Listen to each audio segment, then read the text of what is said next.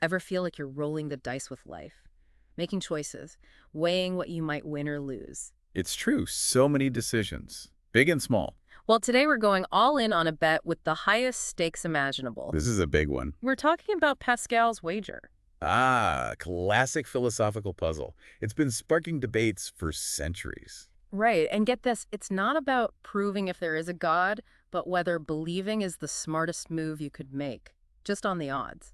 Exactly. It's like imagine you're at a poker table, but instead of chips, you're wagering your eternal soul. Okay, now that's how you up the ante. So before we get to the hand we're dealt, who came up with this high-stakes game? Meet Blaise Pascal, a 17th century genius. This guy wasn't just messing around, he was a brilliant mathematician. Oh yeah, I read about this. He invented one of the earliest calculators when he was like 19 years old. Exactly. A serious intellect. But beyond the math, Pascal was deeply into philosophy. He asked the big questions.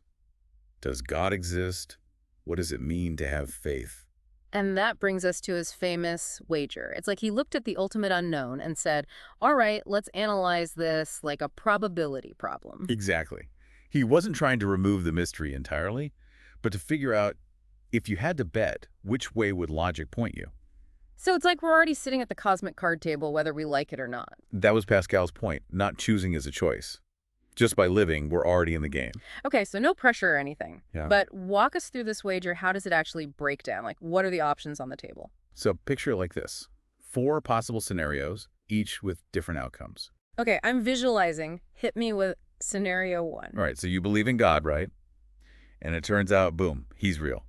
You win the ultimate jackpot. Sounds like a good deal so far. What's that look like, winning in this scenario? We're talking infinite reward, Mm-hmm. eternal bliss, hanging out in paradise, the whole 9 yards. Basically, you can't lose. Okay, that's a pretty sweet deal. But what if you're wrong? What happens if you buy in on belief and, well, nobody's home up there? All right, that's scenario 2. You believe, but God doesn't exist. Pascal figured in this case you haven't lost much. Maybe you missed out on some earthly fun, but But nothing compared to an eternity of, let's just say, not paradise, right? exactly. The loss is minimal compared to what you could have won or lost in the other scenarios. Okay, so believing seems like a pretty safe bet so far. But what if you go the other way? You choose not to believe. That's where things get a little more intense. Scenario 3. You don't believe. But surprise, God does exist. Oh, I'm sensing this isn't good. What happens then? This, according to Pascal, is the absolute worst-case scenario. You're looking at eternal damnation. Yikes. Okay, so that's a pretty big risk. But there's one more scenario, right? What about the folks who don't believe and happen to be right? You got it. Scenario 4.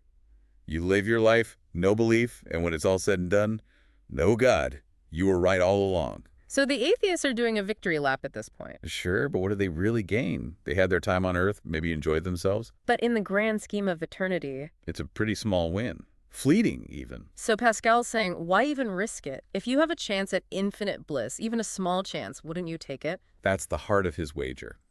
Weighing those potential outcomes, believing, starts to look like the only rational choice. It's hard to argue with infinite happiness, right? But I'm guessing not everyone was immediately convinced. There's got to be more to it than that. Oh, you better believe it. Pascal's wager isn't without its critics, and some of those counterarguments are pretty compelling.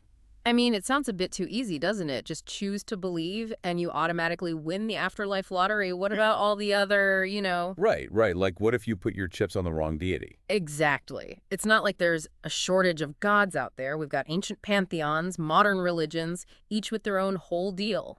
That's one of the biggest counterarguments to Pascal's wager. It's called the many gods problem. Pascal was coming from a very specific Judeo-Christian background. Which, looking back, makes sense, right? It's the world he knew. Exactly. But what about all the other belief systems throughout history?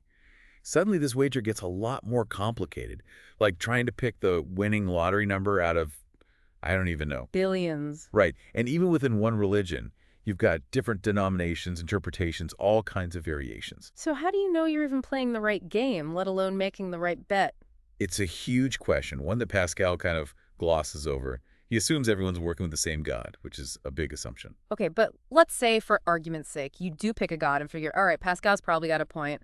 Better hedge my bets and try to believe. But can you really just choose belief like that? Ah, that is the million-dollar question, isn't it? It's the faking it problem. Because if it's just about the payoff, does that even count as genuine faith? The Crash Course Philosophy video we watched uses a great analogy here. It's from Indiana Jones. You know that scene where he has to step out onto the invisible bridge? Oh, yeah, classic. He's not doing it because he suddenly believes in the Holy Grail. He just doesn't want to plummet into that chasm. Right. It's pure survival instinct. So it's like with Pascal's wager, are you actually putting your faith in God or just in the idea of God because you're scared of the alternative? And would a just God, even buy that? That's the other question. Like trying to pull a fast one on the ultimate poker face? Good luck with that. But there's another layer here too, right? We've been talking about the reward side of things, but what about the cost of actually living a devout life? Right, because Pascal makes it sound like believing is this simple choice. But it's not always easy, is it? No kidding. Depending on your beliefs, it could mean a whole lot of restrictions, lifestyle changes, things you have to give up. Exactly. And Pascal doesn't really address that part of the equation. He focuses on the infinite gain. But what about the finite losses you might experience here and now? Right, because this isn't just some abstract thought experiment. This is about people's actual lives. Absolutely. And the All on God video pointed out how in today's world, those costs could be significant. We're talking career aspirations, personal freedoms, things that might directly conflict with certain religious beliefs. So even if you set aside the whole heaven and hell debate for a second, choosing to believe based purely on Pascal's logic could still lead to some pretty major life choices. It definitely complicates things. It makes you wonder if framing faith solely as a bet, a calculated decision, misses something fundamental about what it means to truly believe. Like maybe it's not just about the destination, maybe it's about the journey too. Exactly. What if there's more to it than just weighing the odds? What if faith requires something less rational, more intuitive? Okay, now that is interesting. It's like we're moving beyond the poker table into uncharted territory. Tell me more about this. So we're not just talking about cold, hard calculations then. There's something else at play when it comes to belief. Right. It's not always about logic or avoiding risk. It can be something much deeper than that. So if not Pascal's wager, then what? Is there another way to think about this whole leap of faith thing? Well, that's where another philosopher comes in, Søren Kierkegaard. He was all about this idea that true faith can't just be a calculated decision. Kierkegaard, right. I've heard the name, but to be honest, haven't really dug into his stuff. Well, get ready for a shift in perspective, because Kierkegaard was convinced that real faith, the kind that truly transforms you, requires what he called a leap of faith. Okay, a leap. That sounds a little more adventurous than just weighing the odds. Exactly. It's about embracing the mystery, the uncertainty, even when your rational mind is telling you to play it safe. So instead of approaching faith like a math problem, like Pascal, Kierkegaard saw it more as, what, like an act of trust? Surrender. All of that. It's about stepping outside your comfort zone, going beyond what you can logically grasp. Kind of like Indiana Jones stepping out onto that invisible bridge, even though everything in his brain is screaming danger.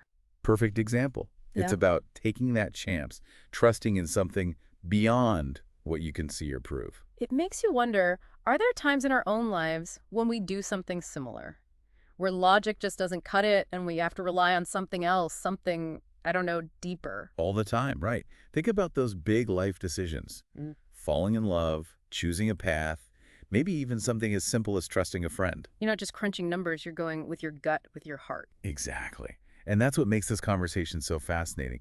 It's not just about whether or not to believe in God. It's That- about understanding how we come to believe in anything. So are we saying Pascal got it all wrong then? That his wager is irrelevant? Not necessarily. It's a useful thought experiment, gets you thinking about the implications of your choices, but it's only one piece of a much bigger puzzle. So where does that leave us then? If we can't rely solely on logic or blind faith, then how do we navigate this whole belief thing? That's the question, isn't it?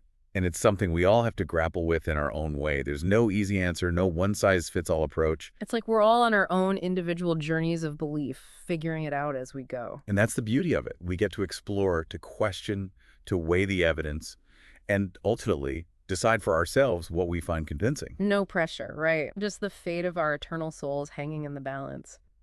Well, on that note, we're going to wrap up this deep dive, but hey, the conversation doesn't have to end here. Absolutely. Keep those philosophical wheels turning. Keep questioning. Keep exploring. You never know where those leaps of faith or those carefully calculated bets might lead you. And who knows, maybe we'll have you back for another deep dive down the road. Until then, thanks for listening.